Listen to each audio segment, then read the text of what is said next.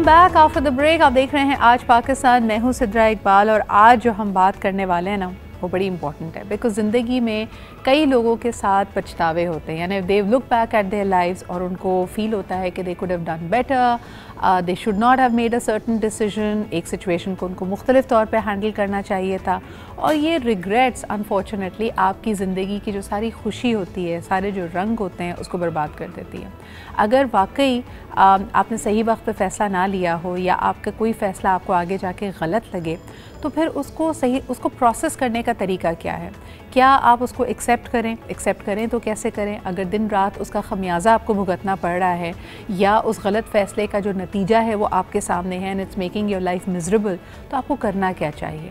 हम कहते हैं ना कि हम दूसरों के साथ काइंडनेस और कंपैशन के साथ डील करें, लेकिन कभी कभार सबसे ज़्यादा उस मोहब्बत के, उस एहसास के हकदार हम खुद होते हैं and we are unable to do that. लोग आपको ये बात नहीं रियलाइज़ कराते, हो सकता है उन्होंने तो एक जुमला कह के वो निकल जाएं, लेकिन रिग्रेट मेनली इंटरनल होता है। आपकी अपनी एक सोच होती है, एक आपका अपना एक अनफॉर्चुनेट एक डायलॉग चल रहा होता है अपने जहन के साथ। तो आज ज़रा बात करेंगे पछतावों की, रिग्रेट्स के बारे में कि रिग्रेट्स को अवॉइड हम सब करना चाहते हैं, फेलियर को अवॉइड हम सब करना चाहते हैं, लेकिन उसके लिए जो डिज़ायर्ड एक्शन है वो नहीं लेते। और दूसरा बात ये भी कि अगर आप डिज़ायर्ड एक्शन ले भी लें तो ये बात याद रखिए कि कुछ आपकी काविशें आपको कामयाबी की तरफ लेके जाएंगी, लेकिन हर काम आपकी सोच, आपकी प्लानिंग, आपकी काविश के मुताबिक नहीं होगा, तो नाकामी आएगी। अब नाकामी को पछतावा ना बनने दें, ये बड़ा इंपॉर्टेंट है और इसी पे आज की हमारी गुफ्तगू है। आज ही ज़बरदस्त पैनल मेरे साथ मौजूद है। First and foremost forensic psychologist हैं और एडवोकेट भी हैं। हमारे साथ मौजूद है Aftab Shah. Thank you so much Aftab for making time and many congratulations, you recently got married. मेरी और मेरी टीम की तरफ से आपको बहुत मुबारकबाद। इसके साथ साथ हमारे साथ मौजूद हैं फैसल शहजाद। आप एक्टर हैं, करंटली आपका प्ले कोयल हम देख सकते हैं ऑन आज entertainment. Thank you so much Faisal for making time. And last but definitely not the least, इस वक्त हमारे साथ मौजूद है उज़मा अल करीम साहिबा। She is here with us from Turkey. Of course आप इनको जानते हैं as a media producer, anchor person and my very brilliant friend. Thank you Uzma for making time. सबसे पहले अगर आफ्ताब मैं गुफ्तगू का आगाज़ आपसे करूँ, because you are a forensic psychologist, और अक्सर हमने ये बात की है कि जो मुल्ज़िम होता है या मुजरिम होता है उसमें लोग पछतावा तलाश कर रहे होते हैं, यानी उसका जो भी क्राइम है, जो भी उसका जुर्म है, उसके बाद अगर मुल्ज़िम है तो उसके बॉडी लैंग्वेज को, उसके हरकत और सकनात को जज करने की कोशिश करते हैं कि यार पता चले कि इसने ये किया है, नहीं किया, इसका मोटिव क्या था, इसको पछतावा है या नहीं। और मुजरिमों की भी बात की जाए तो हमारी टेलीविज़न की कहानियों में, हमारी मूवीज़ की कहानियों में उनको हम बड़ा गिल्ट रिडन दिखाते हैं। क्या असलियत में भी किसी जुर्म करने वाले को गिल्ट होता है और इस पछतावे को, इस रिग्रेट को वो कैसे हैंडल करता है? डेफिनेटली अल्टीमेट गोल जो होता है, जितनी भी हमारी लॉ ऑर्गेनाइजेशंस हैं और सज़ा देने का मकसद भी यही होता है कि इंसान अपनी अकाउंटेबिलिटी ले एक्शंस की और इवेंचुअली उसको एक्सेप्टेंस की तरफ ले जाए और री इंटीग्रेट हो सोसाइटी में, माशरे में। और लेकिन मैं एक रिग्रेट में तफरीक करना चाहूँगा, एक्शन और इन एक्शन दोनों शामिल होते हैं और रिग्रेट शॉर्ट टर्म भी होती है, लॉन्ग टर्म भी होती है। तो यानी मैंने कोई एक्शन लिया जिसकी वजह से मुझे पछतावा हो रहा है, और अमूमन फैसला ना करने पे भी पछतावा होता है। तो मिस्ड अपॉर्चुनिटीज़ ये होती हैं। जितनी ज़्यादा अपॉर्चुनिटीज़ होंगी उतने चांसेस ज़्यादा हैं आपको रिग्रेट होने के।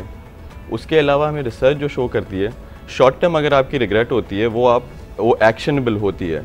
यानी कि मैं शादी पे गया, मुझे नहीं जाना था, मैं पछता रहा हूँ, लेकिन ये अब इंसान भूल जाता है, ये शॉर्ट टर्म होती है। और जो लॉन्ग टर्म रिग्रेट्स होती हैं वो फैसला ना करने पे होती हैं, ये स्टडी ने शो किया है। तो ये बड़ा इंपॉर्टेंट है कि अगर आप पछतावे की बात करें तो फैसला करके पछताना ज़्यादा लोगों को एक तरह से तकवीयत देता है, उनको ये एहसास दिलाता है कि चलो जो भी तुम्हारे बस में था, जो इन्फॉर्मेशन तुम्हारे पास उससे थी, एटलीस्ट तुम कर गुजरे। लेकिन अगर आप पैरालाइज हो जाएं और आप फैसला ही ना लें तो आपकी ज़िंदगी में पछतावे और बढ़ जाते हैं। 9 out of 10 पीपल, मतलब 10 में से 9 लोगों को रिग्रेट होती है। So it's a big problem. लेकिन डोंट रिग्रेट। पछतावा करना एक ह्यूमन एक्सपीरियंस है और पछतावा करने पे ना पछताएं। हाँ, लेकिन पछतावे में अगर बहुत अरसे तक आप एक तरह से उसमें फंसे रहें तो आप आगे नहीं बढ़ पाते। उज़मा, आप पछतावे को कैसे देखती हैं? बहुत सारे लोग ये क्लेम करते हैं ना, जी ज़िंदगी में मुझे कोई पछतावा नहीं है, आई हैव नो रिग्रेट्स। क्या ये 100% सच हो सकता है? मेरे ख्याल से इसकी डीलिंग इंडिविजुअल्स के ऊपर बेस करती है। हाँ। जो लोग ये कहते हैं कि उन्हें कोई पछतावा नहीं है, वो शायद उसको इतना सीरियसली नहीं ले रहे होते। वो कहते हैं कि हाँ ठीक है, हो गया एक डिसीजन या नहीं लिया हमने वो डिसीजन, तो उनकी विल पावर इतनी स्ट्रांग होती है कि वो उस चीज़ को इतना सीरियसली नहीं लेते। कुछ लोग बहुत सेंसिटिव होते हैं तो वो उसको फील बहुत स्ट्रांगली करते हैं। तो मुझे लगता है कि पछतावे होते सबको हैं, उससे डीलिंग या उसको फील करना जो है वो आपकी अपनी सेंसिटिविटी पर होता है। बिल्कुल सही। अच्छा, ऑन अ लाइटर नोट, कभी छोटे छोटे पछतावे भी होते हैं ना फैसल, आपके साथ कभी ऐसा हुआ है कि यानी किसी जगह पे जाए हम कहें यार मैं अप्रोप्रिएटली ड्रेस नहीं हूँ, मैं अंडर ड्रेस फील कर रहा हूँ, मैं ओवर ड्रेस फील कर रहा हूँ, मेरी तो अगर मैं बहुत अच्छी तरह से क्लीन ईटिंग कर रही होती हूँ, नॉट डाइटिंग, क्लीन ईटिंग, और एक दफ़ा अगर गाड़ी पटरी से उतर जाए मुझे तो उस पर भी पछतावा होता है। आप क्या कहेंगे? बिल्कुल आपने सही कहा। Thank you so much for having me in the show. आपने जो डाइट की बात की है ना, ये तो वो कहते हैं ना कौमी पछतावा है। एग्जैक्टली। और ख़ास तौर पे अगर आप जिम फ्रीक हो और आपको अपनी डाइट मेंटेन रखनी हो तो आपको ऐसे पछतावे गाहे बगाहे देखने को मिलते हैं जब आप अपने दोस्तों के साथ कहीं गेट टुगेदर कर रहे होते हैं, किसी शादी पे आप चले जाते हैं, कहीं आप जाते हैं, वहाँ पे आपकी पसंद की कोई चीज़ पड़ी हुई होती है तो वहाँ पे आप कुछ खा लेते हैं, तो ये पछतावा तो आपको होता है। और छोटे छोटे पछतावे और भी होते हैं, जैसे आपने कहा आप अप्रोप्रिएटली ड्रेस नहीं होते, ये भी समहाउ होता है। जब मेरा ख्याल है ये ख़वातीन को ज़्यादा होता है शादियों में जाके। नहीं, इन्वेस्टमेंट में भी होता है फैसल। कई दफ़ा आप देखो कि अगर आपको पता चले यार आपका दोस्त पहले आपसे कह रहा था फलानी जगह अपार्टमेंट या प्लॉट बुक करा देते हैं, और उस वक्त आपने फॉर वट एवर रीज़न उसको डिले किया, बाद में पता चला कि उसने ख़रीद लिया था और उसको बहुत मुनाफा हुआ, तो आप कहते हैं यार मुझे भी कर लेना चाहिए था। बिल्कुल सही आपने कहा। लोग खरीदने में और ना खरीदने में पछताते हैं। अच्छा, हैविंग सेड दैट, देखिए पछतावा, व्हाट आई थिंक इज पछतावा, जैसे कि मेरे दोस्त से भी बात की कि पछतावे आपकी ज़िंदगी में होते हैं, लेकिन आप उसको पछतावा समझेंगे तब भी आपकी ज़िंदगी जो है उससे मुतासिर होगी। लेकिन ऐसा नहीं है कि आप पछतावे से भाग सकते हैं। बिल्कुल, that is part of your life. तो फैसल किस्मत और पछतावे को आपस में कैसे जोड़ते हो? कुछ लोग कहते हैं ना कि यार ये गलत डिसीजन, ये नुकसान, ये सदमा मेरी ज़िंदगी में था, तभी मैं नहीं पछता रहा, क्योंकि मुझे तवक्कल है कि भाई अल्लाह की तरफ से आना ही था ये मेरी लाइफ में। आप दोनों को कैसे कोरिलेट करते हो? देखिए, मुझे लगता है कि किस्मत कोई चीज़ नहीं होती है। This is what I personally think. आप इससे डिफर कर सकते हैं। किस्मत आप अपनी खुद बनाते हैं। जो भी आपकी होती है, आप अपनी ज़िंदगी में जो भी करना चाहते हैं आप वो कर सकते हैं। और किस्मत, मेहनत जो होती है ना, वो बहुत इंपॉर्टेंट चीज़ होती है। आप अपनी ज़िंदगी में मेहनत करें, आप अपनी ज़िंदगी में जो चाहते हैं वो हासिल करने के लिए तगोदो करें और अपने आप को इन्वेस्ट कर दें, तो फिर किस्मत बहुत पीछे रह जाती है। और मुझे लगता है कि effort, I think the way you have defined it is perfect. जैसे वो अंग्रेजी की कहावत भी है, the harder I work the luckier I get. Exactly. तो मैं जितनी मेहनत करता हूँ मैं उतना ज़्यादा खुशकिस्मत हो जाता हूँ। और वाकई कुछ लोग, जैसे आप मिसाल के तौर पर कहें कि जी किसी की शादी ख़त्म हो जाती है तो वो ये कहते हैं मुझे पछतावा इसलिए नहीं क्योंकि इसको बचाने की, इसको चलाने की मैंने हर मुमकिन कोशिश की थी। तो मेरी तरफ से 100% था, आगे जो हुआ वो शायद मेरी किस्मत। मैं आपको पर्सनल अपनी बताता हूँ बात। मैंने पिछले कोई 12-13 साल जो है मैं एक जॉब करता था एक प्राइवेट फर्म में। तो मुझे, लेकिन I always wanted to work as an actor. सही। लेकिन मुझे हर वक्त ये पछतावा रहता था कि अगर मैंने कभी ज़िंदगी में ट्राई नहीं किया तो ये सबसे ज़्यादा बड़ा पछतावा होगा मेरे लिए। तो at least I need to try, I need to give it a shot. तो अब चूंकि मैंने अपनी उस ज़िंदगी को खैरबाद कहा, अब मैं एक फुल टाइम एक्टर हूँ, तो मुझे ये लगता है कि चाहे वो काम देखें, वो तो बात की बात है आपकी ज़िंदगी में कितने आप सक्सेसफुल होते हैं, आपके पास काम कितना आता है, लेकिन मुझे अभी पछतावा नहीं होगा सारी ज़िंदगी कि मैंने ट्राई नहीं किया था जो मैं चाहता था, जो मेरा पैशन था। आपने उस वक्त को नहीं गवाया। एक कॉलर हमारे साथ हैं, आइए उनकी भी बात सुनते हैं। हेलो, अस्सलाम वालेकुम। वालेकुम अस्सलाम जी, कौन सा, आप कहाँ से बात कर रहे हैं? बेटा मैं अब्दुल सलाम बात कर रहा हूँ लियाकताबाद से। सर बहुत शुक्रिया कॉल करने के लिए। क्या कहेंगे आप? एक बहुत मिसाल दी जाती है कि अब पछताए क्या होगा जब चिड़िया चुग गई खेत। ठीक है ना। देखें जी, अल्लाह के कानून के मुताबिक हर अमल का रद्द अमल लाजमी होता है। हम जैसा करेंगे वैसा ही नतीजा लाजमी निकलेगा। बिल्कुल सही। चाहे वो हमारी जिंदगी के मामलात हों, चाहे हमारी सेहत के मामलात हों। अच्छे अमल का हमेशा अच्छा नतीजा निकलता है और बुरे अमल का हमेशा बुरा नतीजा निकलता है। जबरदस्त बात, बहुत शुक्रिया कॉल करने। जी जी, फिर पछताना बेकार है। सही, आप कह रहे हैं कि जो अमल किया होगा उसका नतीजा निकलेगा, which comes brings me to the point.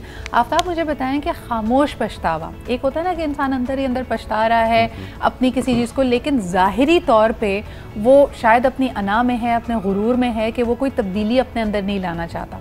मिसाल के तौर पे जितने लोग अब्यूज़िव होते हैं डोमेस्टिक वायलेंस में, आप अक्सर ये देखें कि वो कहते हैं जी मुझे गुस्सा आ गया था, आपे से बाहर हो गया, मेरा हाथ उठ गया, मैं पछता बहुत रहा हूँ, लेकिन ये एक ऐसी आदत है जिसमें मेरा कोई काबू नहीं है। इसको आप फोरेंसिक साइकोलॉजी की रूह से कैसे देखते हैं?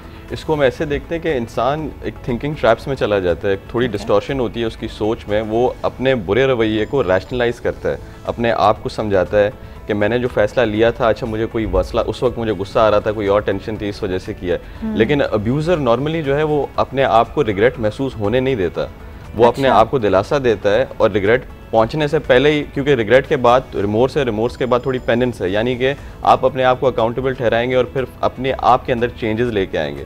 अब्यूज़र उस लेवल पे पहुंचना ही चाहता है और उसी पहले ही अपने आप को रोक देता है और कहता है कि रीज़न बता देता है अपने आप को, और रिग्रेट की तरफ जाता नहीं है। रिग्रेट ह्यूमन बिहेवियर का बहुत ही एक अच्छा एक हिस्सा है, जिसमें आप अपनी पास्ट की आवाज़ है ना, ज़मीर की आवाज़ है, पास्ट मिस्टेक्स को आप ठीक करना चाहते हैं। मैं बार बार कहूँगा इन एक्शन, फैसला ना लेना। फॉर एग्जांपल फैसल ने एग्जांपल दी that he wanted to be an actor at one point and he took an action. Imagine कि फैसला नहीं लेते फैसल और जॉब में रहते, एंड ट्रैजेक्टरी होती है कि 40-50 एज में ये बोलते कि काश मैं शायद फैसला ले लेता तो मैं एक्टर बनता। ये इंसान को चुभने वाली है। जितनी एज इंसान की बढ़ती है तो उतने आपके रिग्रेट्स कम तो होते हैं, लेकिन वो रिग्रेट की जो इंटेंसिटी है वो ज़्यादा होती है, और वो एज में बड़ी उम्र जॉब और आपकी एजुकेशनल और करियर अपॉर्चुनिटीज़ में रिग्रेट। अच्छा, आप एक छोटा सा ब्रेक लेते हैं, वापस आएंगे तो ये टॉक्सिक रिलेशनशिप वाली बात ज़रूर करेंगे कि एक वो शख्स है जो क्लेम कर रहा है कि जी जब मेरा बुरा रवैया होता है या इंतहाई कदम उठाता हूँ, एक्सट्रीम बिहेवियर होता है, तो मैं पछताता तो बहुत हूँ, लेकिन ये चीज़ मेरे कंट्रोल से बाहर है। जो उसके इर्द गिर्द के लोग हैं जो मुतासर हो रहे हैं, जो शायद मारपीट सह रहे हैं, वो अब्यूज़ सह रहे हैं, वो उसके पछतावे को कैसे व्यू करें? क्या वो उसके साथ हमदर्दी करें कि भाई ये शख्स बेचारा मजबूर है, क्या करे, ये अपनी आदत से, अपनी फितरत से मजबूर है, या उनको अपने लिए कोई एक्शन लेना चाहिए? That's a very important crux. हम आते हैं इसके ऊपर एक छोटे से ब्रेक के बाद।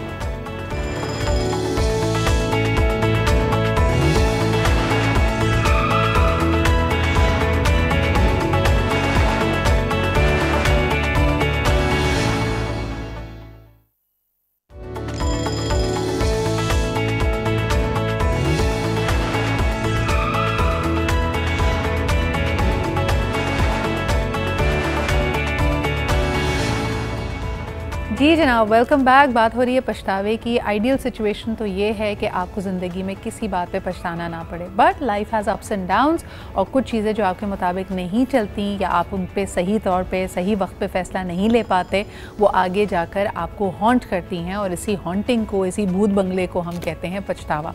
हमारे साथ अब प्रोग्राम में मौजूद है अंजा साकिब भी। अंजा, अभी तक जो गुफ्तगू हुई तो हम कोर्स करेक्शन की भी बात कर रहे थे कि खामोश पछतावा कुछ नहीं होता until and unless you actually you do something about it। लेकिन मैं ख़ास तौर पे उनकी बात करना चाहूँगी जो किसी पैटर्न में फंस जाते हैं, यानी वो पछता भी रहे होते हैं लेकिन अपने आप को बार बार they keep creating the same cycle. एक नौकरी में अगर जल्दबाजी, ज़्यादा गुस्सा आना, डिसिप्लिन ना होना की वजह से वो नौकरी खोई है, तो 1-2 महीने पछताकर जब अगली नौकरी मिली तब भी वही उनका बिहेवियर था, there was no change in them. इस बारे में क्या कहोगी? You're absolutely right Sidra. देखिए, सबसे पहले बात जो हमें रियलाइज़ करनी चाहिए कि हम रूट कॉज पे नहीं जाते। हमारे यहाँ एक बचपन से एक अलमिया है कि हमें ना, हम ट्रीटमेंट नहीं करते, हम पहले ये करते हैं कि सिम्टम्स को ट्रीट करें। सो फॉर एग्ज़ाम्पल, अगर कोई इंसान अपने तौर पे if he has some certain psychological issues, कोई अनरिजॉल्व चीज़ें हैं, फॉर एग्ज़ाम्पल कोई कॉन्फिडेंस के इशूज़ हैं या कोई पास्ट की कोई ऐसी मेमोरीज़ हैं जो उनको हॉन्ट कर रही हैं, दे डोंट रिजॉल्व दोज। तो हम अक्सर औकात क्या होता है कि अगर आपने सुना हो, अक्सर कुछ लड़के जो होते हैं जो कोई बिल्कुल ही आपने देखा होगा घर में बैठे हुए होते हैं, काम नहीं करते, कि जी मेरे वालिद जो है मेरी बड़ी बेइज्जती करते हैं, तुम किसी काबिल नहीं हो, मैं म्यूज़िशियन बनना चाहता था। तो बार बार जब उसको एक रिग्रेट रहेगा अपनी ज़िंदगी में कि ओके मुझे एक आर्टिस्ट बनना था बट मुझे एक बैंक की नौकरी में या एक इंजीनियरिंग की डिग्री में फ़ोर्स किया गया, तो वो एक पैटर्न वैसे भी चलता रहता है बिकॉज वो उन इश्यूज़ को जो अंडरलाइंग है उनको रिजॉल्व नहीं कर पाते। बिल्कुल सही। अच्छा, और एक चीज़ ये भी है You're spot on with that. Faisal भी हमारे साथ मौजूद हैं और काफ़ी उनकी स्टोरी से मिलती हुई आपने भी बात यहाँ पे की है। फैसल, पॉसिबल रिग्रेट को भी तो लोग एक तरह से अवॉइड करने की कोशिश करते हैं ना। मिसाल के तौर पे you had a great job, तुम्हारी एक regular income, salary, stable life थी। When you were moving back into acting तुम एक रिस्क ले रहे थे। तो सबसे ज़्यादा तो इंसान ये कहता है, ये नहीं कि जो पछतावा पीछे हो गया उसका पॉसिबली मैं ना पछताऊँ, क्या पता मैं एक्टर के तौर पर कामयाब ना हूँ, ये अच्छी भली नौकरी है फिर वो मुझे नहीं मिलेगी, तो इंसान अपने आप को सेल्फ सैबोटाज कर रहा होता है। ऐसी थॉट्स आपके जहन में आई थी? बिल्कुल आई थी, ऑफ कोर्स आती हैं, किसी के भी दिमाग में आ सकती हैं, because you are a human being. लेकिन what I learned over the years is कि जो अननोन होता है और अनसर्टेनिटी होती है ना, उसके अंदर ही सक्सेस होती है। जब आप अननोन के अंदर जंप करते हैं या अनसर्टेनिटी आपकी ज़िंदगी में आती है, तो आपके पास, आपने तो कश्तियाँ चला दी हैं, you have no other option, तो आप ज़्यादा मेहनत करते हैं, आप ज़्यादा फोकस होते हैं, आप ज़्यादा उस चीज़ में अपने आप को इन्वेस्ट करते हैं, तब आपके लिए अपॉर्चुनिटीज़ जो हैं वो खुद ब खुद आपके सामने आने लग जाती है। Very rightly said. उज़मा, यही जी मैं उज़मा की तरफ यही बात लेके जाना चाहूँगी। उज़मा, आपको क्या लगता है कि अभी जैसे आफ्ताब बार बार कह रहे हैं कि ज़्यादा लोग इस बात से पछताते हैं जब उन्होंने कोई एक्शन, कोई फ़ैसला नहीं लिया होता, ऐसे लोगों की साइकी के बारे में क्या कहेंगी जो फ़ैसला नहीं ले पाते और आगे जाकर फिर उनको फ़ैसला ना लेने पे पछताना पड़ता है? वो पॉसिबल फेलियर को, नाकामी को अवॉइड कर रहे होते हैं, क्या चल रहा होता है उनके जहन में? मैं बिल्कुल यही बात करना चाह रही थी कि देखो, दो फेजेस हैं पछतावे के।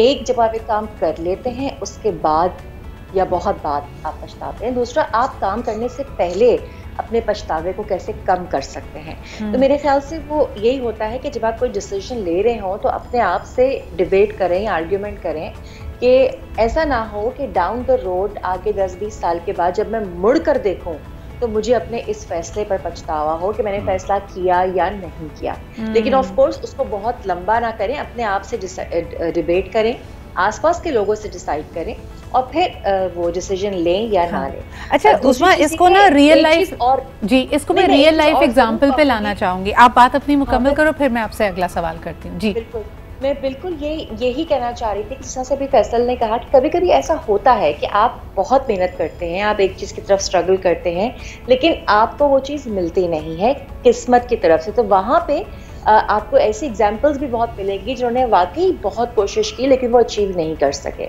मेरी अपनी एक एग्जाम्पल है यहाँ पे, जिससे मैंने एक्टिंग में बहुत कोशिश की लेकिन मुझे आज तक कोई चांस नहीं मिल सका। तो डाउन द रोड जब मैं पीछे मुड़ के देखूंगी तो मुझे अफसोस होगा इस चीज़ पे कि ये चीज़ मेरे इख्तियार में नहीं थी। आई ट्राइड माई बेस्ट, लेकिन मेरे इख्तियार में नहीं थी तो वो नहीं हुई। अब आप इसको डील आज से ही करना शुरू कर दें कि अच्छा आगे जाके जब मैं मुड़ के देखूंगी तो मैंने ट्राई तो किया था।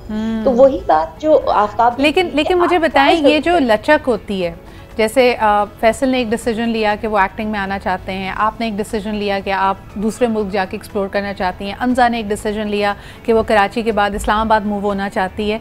क्या आपको लगता है ये कहीं ना कहीं टाइम बाउंड भी होते हैं? क्योंकि हर गुजरते दिन और साल के साथ हमारी पर्सनालिटीज़ बड़ी सेट होती जा रही हैं।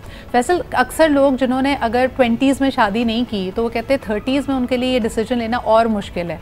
अब वही वाली बात कि ना करें तो मुश्किल कि भाई आगे जाके पछताएंगे, अकेले रह जाएंगे, तन्हा रह जाएंगे, लेकिन उनके अंदर का ये खौफ कि नहीं भाई, I would rather be alone than be in a bad marriage. आप इसको कैसे हैंडल करते हैं? That's true. मैं इसको अपनी पर्सनल जो आई एम एक्चुअली मैरिड, और अगर आप मेरे से पूछें कि आपका क्या है एक पर्सनल रिग्रेट जिसे कहते हैं, पछतावा क्या है, कि मुझे ऐसा लगता है कि मैंने जो शादी की है वो लेट की है। I got married in my 30s, late 30s। I should have done it early 30s। तो मुझे ये लगता है कि अगर आपने जो बात की है कि जब आप नहीं लेते डिसीजन, और हम आफ्ताब भी यही बात कर रहे हैं, उसमें भी यही बात की, जब हम डिसीजन नहीं लेते तो फिर हमारे लिए वो पछतावा जो है वो बढ़ता ही चला जाता है। जैसे कि अगर आप 30s में शादी नहीं कर रहे, 40s में नहीं कर रहे, और आपको ये खौफ है या आपको ये ख़तरा है कि आप उसके बाद you will and up alone, तो वो ख़तरा जो है ना वो एंग्जाइटी की शक्ल इख्तियार कर जाता है, और वो आपके दिमाग के अंदर ऐसी, मतलब आप फिर डिसीजन ना लेना आपके लिए ज़्यादा यानी आप जितना जल्दी लेंगे डिसीजन उसमें आपको तवक्कुल करना पड़ता है, वट एवर हेल्प्स यू। जिस तरह कुछ लोग कहते हैं किसी मेंटोर से बात कर लें, थेरेपिस्ट से बात कर लें, इस्तिखारा निकाल लें, कोई ऐसा साइन आप तलाश करें जो आपको फ़ैसला करने में मदद दे। एक कॉलर हमारे साथ हैं, उनकी बात सुनते हैं। हेलो, अस्सलाम वालेकुम।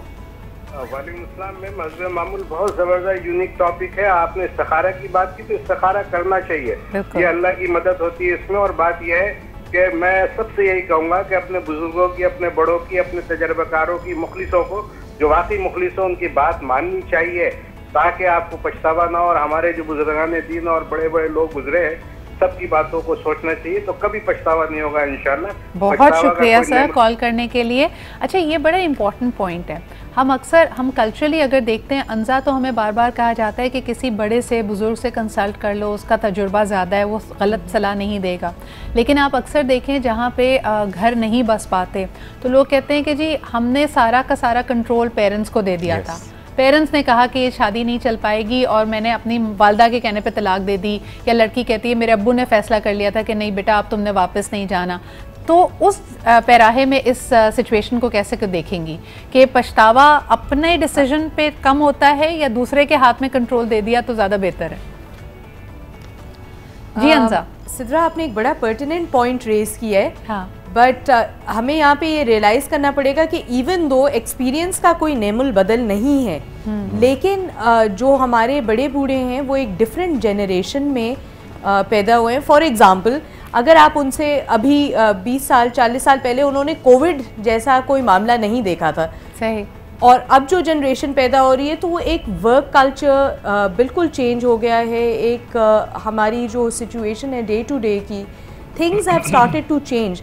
तो कभी कभार जो हमारे आगे जो जनरेशन जी है या उसके आगे जो डिजिटल जनरेशन है, क्या पता उनके एक्सपीरियंसेस, उनके जो थॉट प्रोसेसेस वो कम्प्लीटली डिफरेंट हो। तो कितना भी हम उनको समझाना चाहें, मे बी एक there is a very thin line कि हम जिसको क्रॉस नहीं करना चाहिए। फॉर एग्ज़ाम्पल, अगर हम बड़े बूढ़ों की बात भी सुन लेते हैं और फिर जाके कोई डिसीजन ठीक नहीं आता, तो वंस अगेन मैं इस चीज़ को रीइटरेट करूँगी कि आप अपने दिल की भी सुने, बड़ों का भी मशवरा लें, अल्लाह तवक्कल भी बाकी चीज़ों को। अच्छा, उसमें आपने बिल्कुल सही कहा, एक फाइन बैलेंस।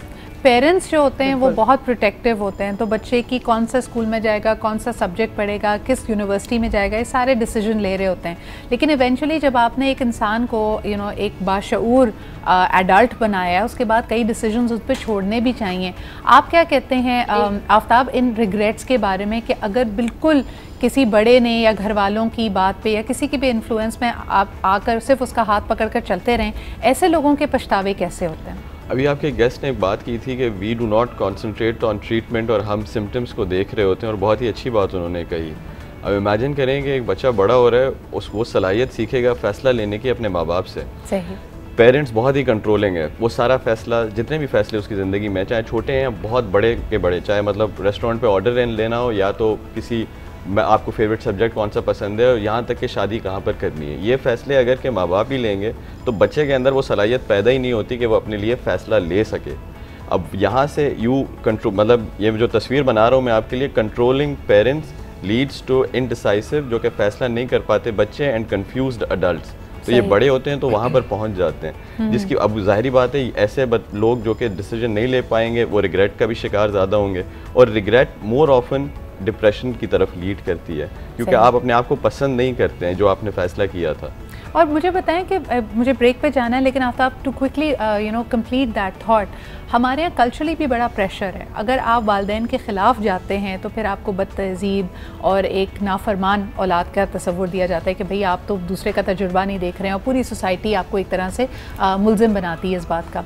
क्या कहेंगे आप कि ये फ़ाइन बैलेंस कैसे स्ट्राइक किया जाए? और आज हम ज़्यादा देख रहे हैं टॉक्सिक रिलेशनशिप सिर्फ हस्बैंड एंड वाइफ के बीच में नहीं होता, माँ बाप के बीच में भी होता है, और माँ और बच्चे के बीच में भी हो सकता है कि somebody is too controlling।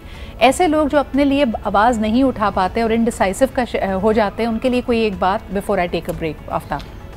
इसका हल यही है that you have to have communication with your parents. ये पेरेंटिंग ऐसी हुई कि आप अपने माँ बाप से अपनी दिल की बात नहीं कह सकते।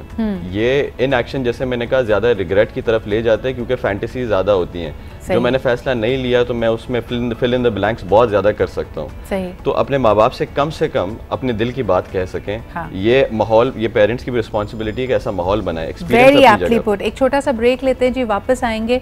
ये माहौल कैसे बनाया जा सकता है जब कोई अपने दिल की बात कर सके? Will talk about that after a short break.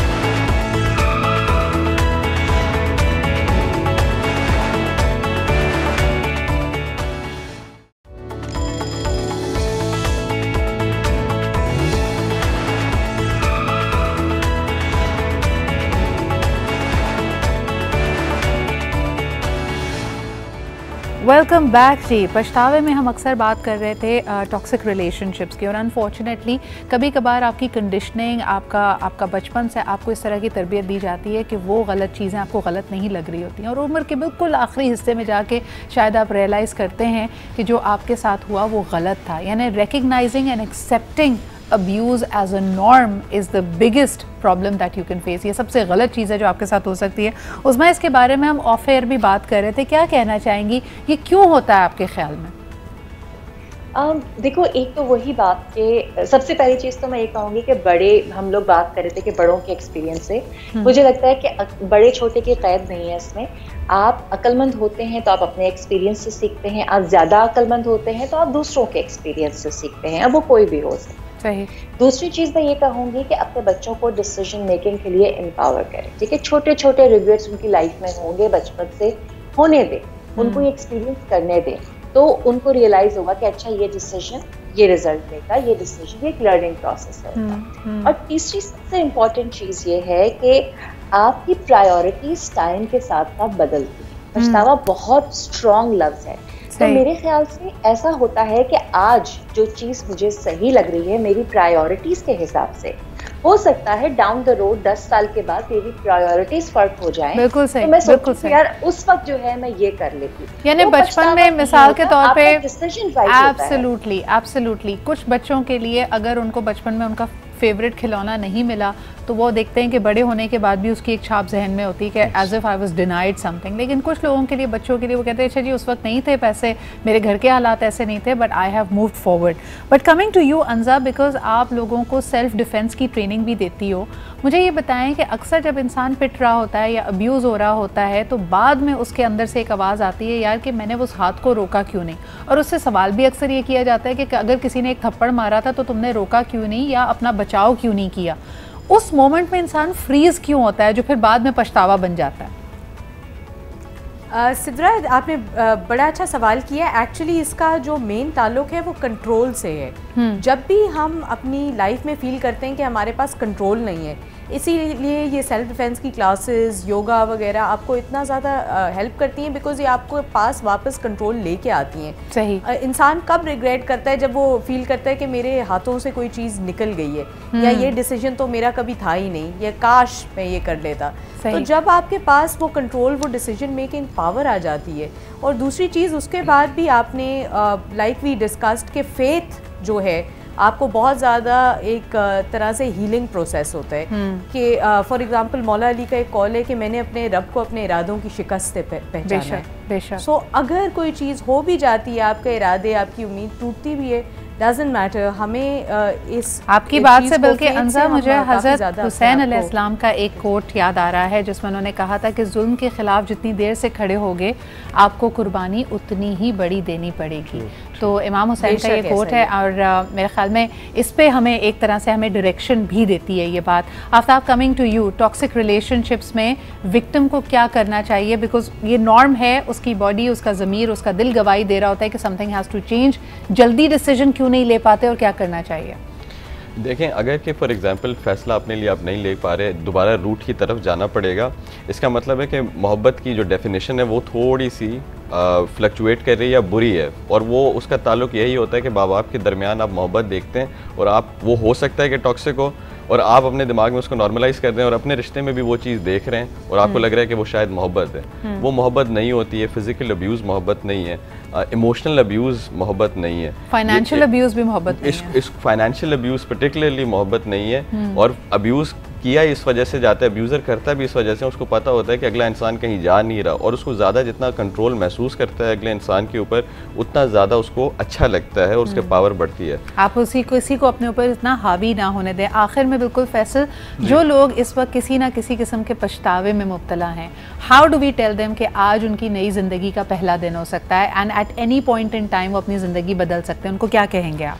मैं सबको ये कहना चाहता हूँ, जो कि मैं ख़ुद भी प्रैक्टिस करता हूँ और मैं बहुत वक्त से प्रैक्टिस कर रहा हूँ, कि देखिए आपकी ज़िंदगी में पछतावे भी होंगे, रिग्रेट्स होंगे, एंग्जाइटी होगी, प्रॉब्लम्स होंगे, इश्यूज़ होंगे, लेकिन आपको क्या करना है, हम अपनी हेल्दी बॉडी के लिए बहुत मेहनत करते हैं, हम जिम जाते हैं, अच्छा खाते हैं, अपना ख्याल रखते हैं, लेकिन अपने हेल्दी माइंड के लिए हम कुछ नहीं करते। हम अपनी ज़िंदगी के डिसीजन जो लेते हैं वो या तो हम इमोशनल माइंड से ले रहे होते हैं या रैशनल माइंड से ले रहे होते हैं। तो आप ये देखें जितने भी आपने इमोशनल माइंड से डिसीजंस लिए होते हैं वो हम समझते हैं मेरा दिल ये कह रहा है, हाँ। तो आप उस पर पछतावा नहीं लेते, लेकिन रैशनल माइंड के साथ लिए हुए डिसीजन आपको पछतावा देते हैं। तो आपको करना क्या है, हाँ। आपको अपने माइंड को हेल्दी करना है। उसके लिए क्या करना है आपको, उसके लिए आपको सबसे पहले आपने रीडिंग करनी है, आप कुछ भी पॉजिटिव पढ़ें। बिल्कुल सही, मुझे ऐसा लगता है फैसल ब्यूटीफुल एडवाइस देयर कि माइंड और हार्ट का कनेक्शन करना है आपने, ताकि कोई भी सारे के सारे डिसीजन अगर इमोशंस के थ्रू लेंगे तब भी आपको रिग्रेट्स होंगे, तब आपको लगेगा लोगों ने आपको मिसयूज़ किया, आपको अब्यूज़ किया। और सिर्फ जहन से लेंगे तो ज़िंदगी बहुत साइंटिफिक हो जाएगी, उसके रंग और उसके मुख्तलिफ जो फ्लेवर्स हैं वो आपके सामने नहीं आएंगे। Thank you to my brilliant panel. मेरे साथ अंजा, उज़मा, आफ्ताब और फैसल मौजूद थे। आखिर में पछतावे को दूर करने के लिए आप अपने आप को 5 मिनट्स एडल्टिंग टाइम आउट दें। ये मेरी बिजनेस कोच की स्ट्रैटेजी है। वो कहती है 5 मिनट ले लो, रोना धोना, अपने आप को गुस्सा करना, तकिए पे मुक्के मारने, जो करना है कर लो, और उसके बाद वो करो जो असल में करने की ज़रूरत है। टू चेंज योर लाइफ तुम्हें कुछ ब्रेव डिसीजंस लेने पड़ेंगे, कहीं पे हिम्मत दिखानी पड़ेगी, और उससे कभी घबराना नहीं चाहिए। इसी के साथ मुझे इजाज़त दीजिए। I hope that this was a power dose for you. कल आपसे फिर मुलाकात करते हैं। अपना ख्याल रखें। खुदा हाफ़िज़।